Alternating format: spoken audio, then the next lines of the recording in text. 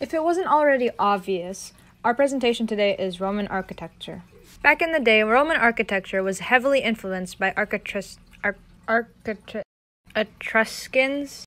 Yeah, apparently these guys are early kings of Rome, and they were influenced by Greek architectures, mainly seen through the pillars. So a lot of the architecture in Rome are mainly influenced by the Greeks. The pillars themselves didn't really have much of a use, other than the fact that they were decorations, and maybe every now and then supporting the buildings, just to keep them from, well, falling and killing the people inside the building. Roman architects followed the same designs for the pillars.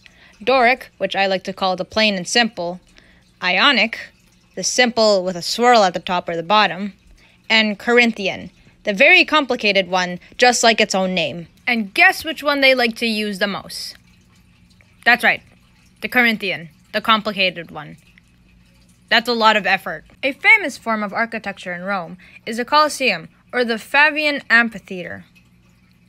That's a very complicated name. But yes, the Colosseum was started by Vespasian. That's this guy.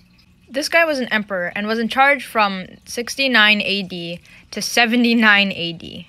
He was born on November 17th, 9 AD, and then died of diarrhea later on. What a very sad way to die. He basically died of dehydration because of all the bodily fluids that was just coming out of him.